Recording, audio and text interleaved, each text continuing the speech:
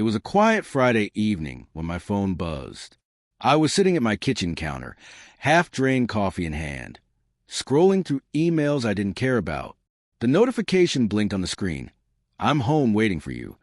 It was from her, my wife. Funny, I thought, because she was supposed to be out of town. For work. For a few days. I didn't reply right away. Something in the way she wrote those words made my stomach twist. Not the usual warmth of her voice behind a text, but something too casual, almost knowing. My thumb hovered over the screen, and then I typed, almost without thinking, "Funny, I can see you on my camera." The silence that followed was suffocating. A few seconds later, the double tick appeared. Seen, but no reply. I leaned back in my chair, heart hammering. My house was dark and quiet. Too quiet. I checked the camera feed. My living room was empty. And then, in the corner of the frame, I saw her, sitting on the couch, talking, laughing softly, not alone. My first thought was disbelief. Maybe it was my imagination. Maybe I was seeing things. Maybe, just maybe, she had invited someone over. I called her. She didn't answer. I texted again. "Who's there with you?" No reply. An hour passed. My mind raced, circling possibilities that I didn't want to face. When she finally called back, her tone was too light, too practiced.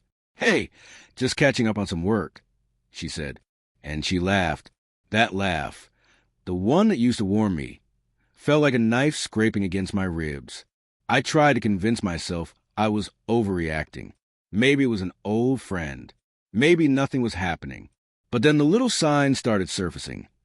Her phone constantly face down, sudden late-night meetings she couldn't explain, text deleted too quickly for me to see, subtle changes in her smell, perfume that wasn't hers, cologne that wasn't mine.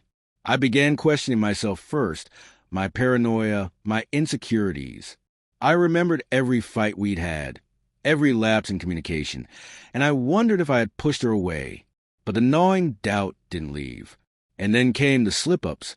A notification that popped up too quickly, an accidental message preview left open. I saw it. Her phone lit up on the coffee table. The text was brief, careless. "Can't wait to see you tonight." Not my name. Not mine. Someone else. My stomach dropped so hard I thought I might pass out. Memories came flooding in little moments that suddenly felt like lies. The way she would brush past me, whispering excuses about late nights or workload.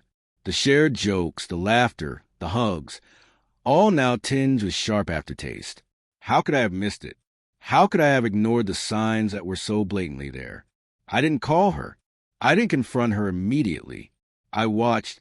I collected evidence silently as my mind oscillated between anger, heartbreak, and a strange, aching grief.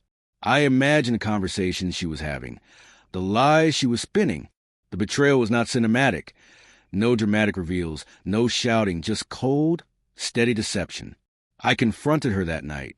The truth spilled out, not with tears, not with rage, but in quiet, tense words. Her voice shook. "I didn't mean to hurt you. It just happened." I listened. I felt the weight of everything, the years of love and trust, twisting into something fragile and broken. She wasn't a villain. She was human. And yet, her human choices cut through me like shattered glass. I walked out of that room not in fury, but in stunned silence. I needed to breathe, to reclaim the part of myself that wasn't tied to this betrayal. The house, once warm and familiar, felt foreign. Memories of dinners, quiet mornings, soft touches, all now shadowed by the revelation that the woman I loved had been somewhere else entirely. In the days that followed, I wrestled with anger and sorrow, with the desire to forgive and the instinct to protect myself. I realized love is not enough to save someone from themselves, or to save yourself from being hurt by them. The closure didn't come in an explosive confrontation or a grand gesture. It came in quiet reflection, in deciding that my worth was not contingent on someone else's betrayal.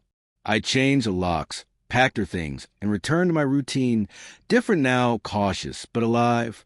When I finally sat alone on my porch that evening, the wind brushing against my face, I understood something essential. Pain doesn't always break you. Sometimes it teaches you to stand taller, to trust yourself, and see clearly the difference between love and illusion. I won't forget the hurt, and I won't forget her. But I will remember the moment I chose myself over the fantasy we once had, the instant I decided that betrayal, no matter how sharp, would not define the rest of my life. And in that quiet, I felt a strange, painful kind of liberation, a clarity that comes not from vengeance, not from anger, but from simply knowing I am enough.